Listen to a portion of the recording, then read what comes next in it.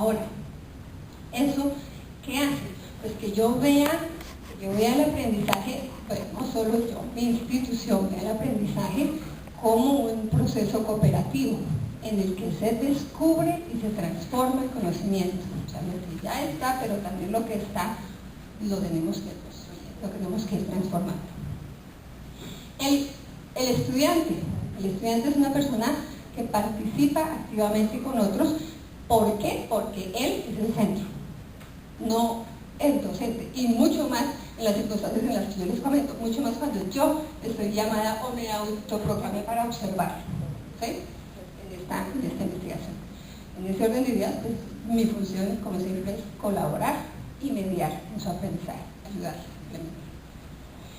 implementar. Esto, bueno, aquí no nos vamos a detener mucho, digamos, es como la parte técnica, dentro de la parte de investigación, acción, se parte de una serie de preguntas, o de una o dos preguntas básicamente, y el objetivo es encontrar una respuesta a esa pregunta. Como les dije, cuando uno encuentra una respuesta, finalmente, como decía Mafalda, justo cuando le encuentro las respuestas a este cuestionario, me lo cambia. Y así es la vida, ¿no? Todo esto cuando uno cree que llegó a un pedacito, listo, yo llegué a ese pedacito. Llegué a mi maestría, qué rico. No, pues ahora hay que mirar más adelantico que sigue, ¿no? Y así siempre se la pasa a uno en la vida.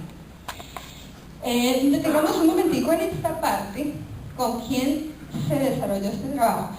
Yo creo, no conozco muy bien la situación de los otros países latinoamericanos en este terreno que voy a hablar, pero en el caso de Colombia estamos divididos en 6 estratos socioeconómicos, determinados por la capacidad que tiene cada familia de autosuplir sus necesidades básicas, ¿sí? Entonces, esos 6 estratos, digamos que los más numerosos son el estrato 2 y el estrato 3.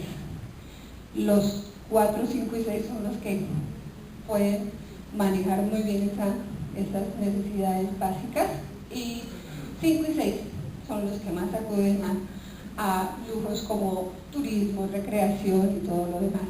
Obviamente entendemos que en esos espacios los procesos de lectura y las lecturas que yo hago de la realidad son diferentes a aquel chico que hace procesos de lectura cuando sus fines de semana son en la casa frente a un televisor y no en Miami frente a la playa.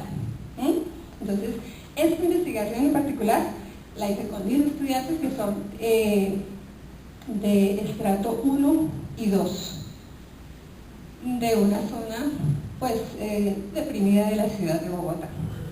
¿Listo? Cuando estoy en ese proceso, cuando se está en ese proceso de investigación, una de las cosas que se va replanteando todo el tiempo es esto: cuáles son esos sustentos teóricos en los que uno se basa. Y aquí tengo como un resumen de lo que estaba al comienzo y la manera como se fue puliendo al final. Mi centro de interés pues es observar qué pasa con la lectura, cómo leo yo el mundo, qué pasa cuando interactúo con una persona, cuando interactúo con otra, ¿sí?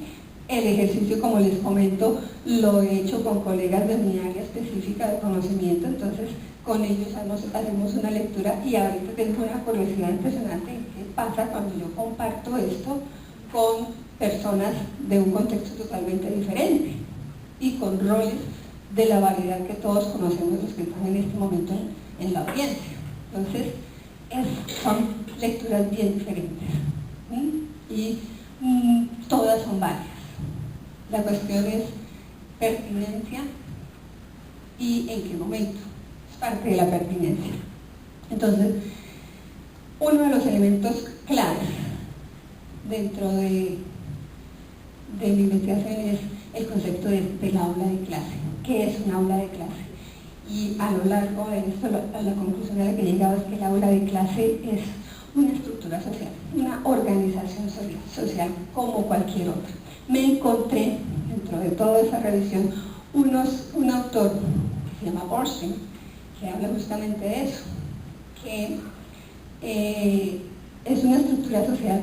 Hay muchas estructuras sociales, no la grande, la tradicional que conocemos. La familia es una estructura social. ¿Por qué? Porque genera muchos cambios y genera una dinámica a partir de algo súper poderoso que me parece fabuloso, sencillo pero claro: estructuras conversacionales. Un ejemplo que plantea, por ejemplo, el Consejo Iberoamericano. No sería posible si en algún momento un educador de Perú no se pone en contacto con un educador de Venezuela, de Costa Rica, de Puerto Rico. Si no se dan esas estructuras conversacionales, no se da sociedad, no se da órgano y no se genera una organización social específica. Entonces, fijémonos que no es algo que se puede aplicar en un contexto y en otro no. Necesitamos, y lo que decimos, necesitamos dialogar para construir, y eso es de lo que estamos hablando en este momento. Y ese diálogo obviamente me mostró la fuerza tan impresionante que tiene la interacción, especialmente por otra razón, porque esta investigación se desarrolla con chicos que están en proceso de aprendizaje, con adolescentes, y pues también lo he replicado en mis clases de la universidad, con chicos que, bueno, hoy en día los adolescentes, los chicos están llegando muy jóvenes a la universidad, muchos de ellos son adolescentes cuando están en primero o segundo semestre en nuestras universidades, y creo, según veo algunas voces de argumentación, que ese fenómeno sucede muy extendidamente en Latinoamérica. Entonces, en esa edad, esto es absolutamente clave, y lo vemos. Hoy observamos cómo se han diversificado esas estructuras conversacionales con herramientas como el chat, como el internet. Nos genera, nos tienen una fuerza, y nos han diversificado conceptos como como grupos pequeños. ¿Por qué el grupo pequeño? En la adolescente, el chico le gusta hacer amistades, le gusta hacer amigos, le gusta hablar, pero le da pena el público, le da pena estar, digamos, hacer el oso, lo decimos en nuestro país, quedar en ridículo frente a un gran grupo. Entonces, la seguridad que genera el grupo pequeño es ideal para observar el fenómeno que me interesaba, ¿sí? Ahora, mirándolo a la luz del fenómeno que estaba planteando de las nuevas tecnologías, pues este concepto del grupo pequeño falta ver cómo lo es. O sea, ese es otro proceso de investigación que bien puede empezar desde acá, ¿sí? Es cómo esos grupos, o qué es lo que se entiende hoy por un grupo de trabajo o por un grupo social. ¿Qué es lo que yo entiendo? ¿Cuál es mi grupo? ¿Está conformado por 10 personas o está conformado por 100 personas? Eso ya nos toca empezar a explorarlo. Y pues ahí yo creo que nos queda para hablar mucho más. Otro de los conceptos fuertes que estuve manejando fue el de significado. Y el significado sí definitivamente me cambió mucho el panorama, ya nos vamos a dar cuenta dentro de las conclusiones, porque uno suponía que estaba ahí, pero el significado es algo que, como les digo, cambia mucho. Puede tener, vuelvo al mismo, reitero, pudo haber tenido esta charla un significado para mis colegas de inglés, pero para ustedes puede tener un significado totalmente diferente, porque de pronto, y mi intención muy humildemente es que reflexionemos, que ustedes reflexionen desde la parte directiva, de la parte administrativa. ¿Qué pasa cuando un docente me genera estos resultados de una investigación?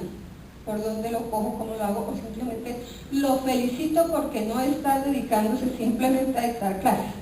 Y sigas, y hasta ahí llegó. Muchas veces eso pasa. ¿Qué pasa en el caso de ustedes? No me contesten, muchas gracias, pero es un punto de reflexión. Bueno, entonces, este podría ser un resumen excelente de lo que es el significado y de lo que yo observé, ¿sí?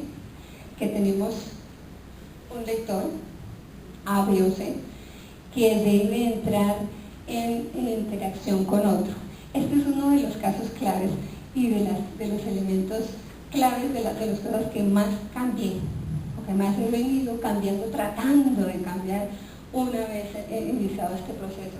Es que cuando decimos vamos a leer, entonces todo el mundo se hacía en sillitas separadas con su libro y ya, paren de contar. Pero lo que necesitamos es diversificar esa parte. Vamos a leer este espacio. Cualquiera que cruce en este momento esa puerta hace una lectura y definitivamente dice, no es una reunión familiar. Primera lectura, ¿cierto? No es una fiesta, tampoco, por la organización de las sillas, por los atuendos que tenemos, no es. O sea, todo eso son lecturas y son lecturas muy válidas, ¿cierto? Entonces, ahora lo empiezo a compartir con otra persona que también se asomó por casualidad. El otro dice, sí, yo creo que es como tal y tal cosa. En el momento en el que yo me doy a la tarea de dialogar mi lectura con otro lector, es en el momento en que yo estoy construyendo el significado. Mientras tanto, simplemente tengo el mío. Tú tienes el tuyo y se acabó y no pasa nada. Pero cuando yo digo, para mí el problema de la educación es aprender y redimensionar todos los procesos de lectura, lectura de imágenes, lectura de verbo, lectura de lenguaje corporal en la escuela. Y el otro dice, no, yo considero que eso no es lo importante, sino que debemos irnos por el otro lado. Empezamos a construir verdaderamente cuál es el que dentro de nuestro proyecto, ¿a qué le vamos a apuntar? ¿Cuál problema queremos entender? Humildemente, como les digo,